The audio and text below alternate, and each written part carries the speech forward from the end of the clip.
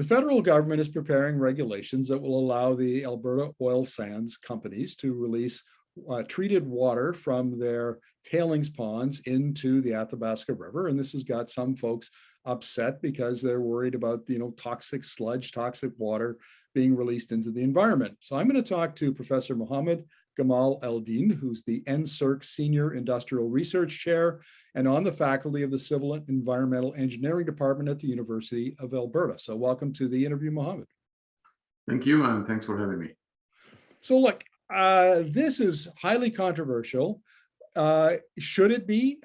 Is there a way to treat this tailings pond water so that it is fit to release into water bodies like the Athabasca River? Yes, actually, there has been a lot of work done, not only within my research group, but other people did quite a bit of work that focused on the treatment and reclamation of these waters.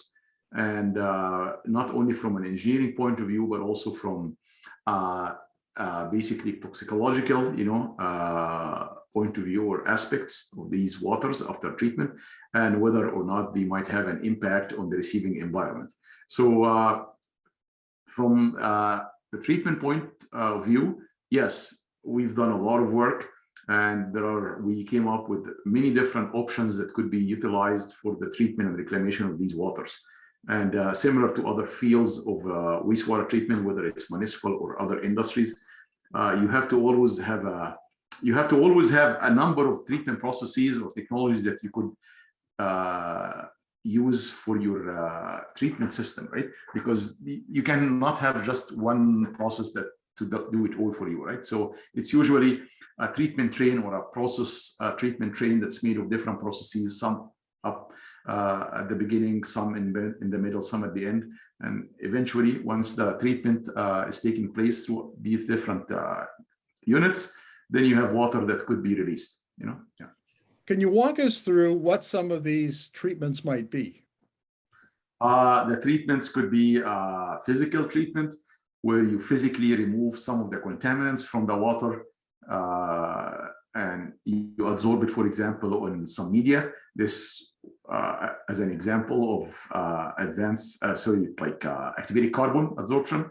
So you can remove things physically like that, or you can degrade things or contaminants from the water using biological processes. So you rely in this case on the microbiology that's in the water, right?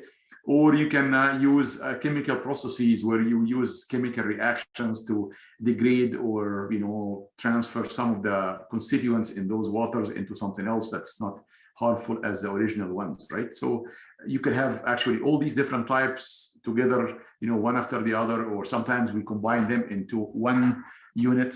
It all depends, right? Are you confident, based on the work that you've done, that the sizable quantities of water can be treated from these tailings ponds and released into the environment? That's a good question. The amount of water that's being stored right now is humongous, right? It's a lot of water. So that might take some time to treat it all, right? So that would be a challenge. But yes, I am confident that there are good technologies out there and approaches. I don't want to call it only technology, because you could have just a process. It doesn't have to be always a technology. For example, the reason I'm saying that, I can rely on solar energy to do some fantastic treatment. Some of it could be chemicals, some of it could be chemical and physical and so on. So it's a process. I'd like to call it a process rather than a technology. But yes, there are a number of processes out there that we can rely on to treat these waters safely. But when I say safely, means to the level that's going to be agreed upon or approved by the future standards, because you have to have standards in place with some specific limits or numerical limits to which you want to treat the waters to. Otherwise, if you don't have a standard, what are we going to treat it to? We don't have any anything that you want to treat to or apply to your water treatment as a goal, right? So that's a bottleneck, having the right standards in place.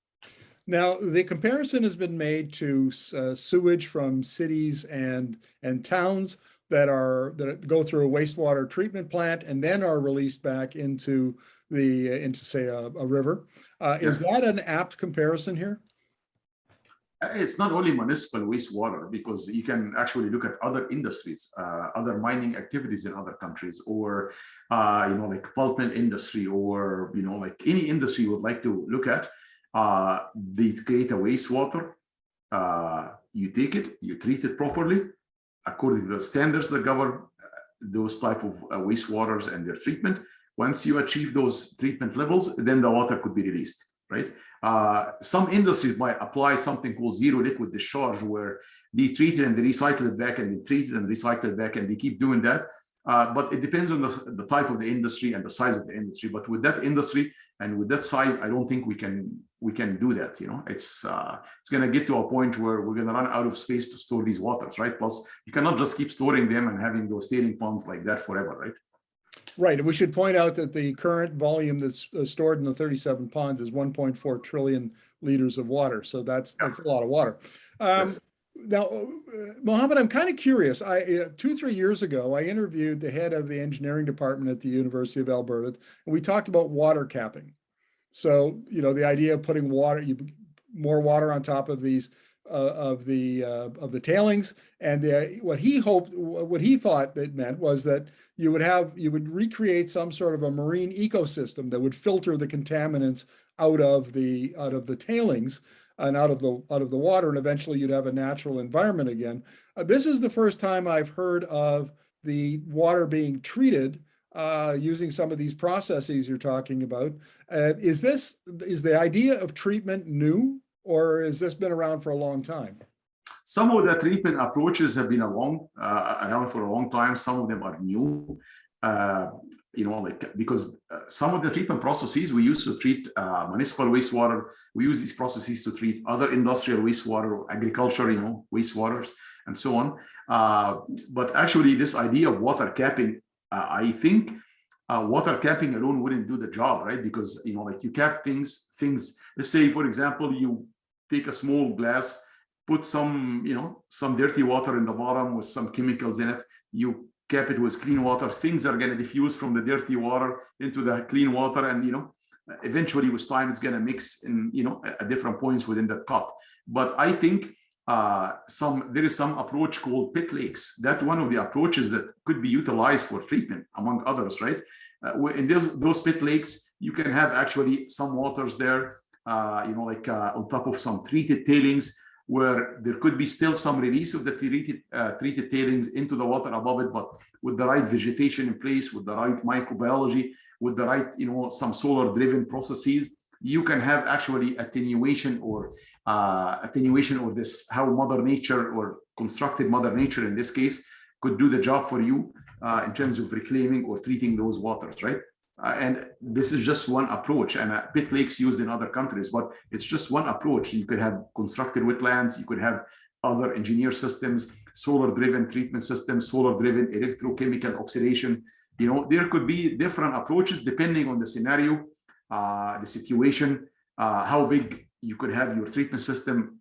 Like, for example, I'll give you a very simple example. We could use the sand filters.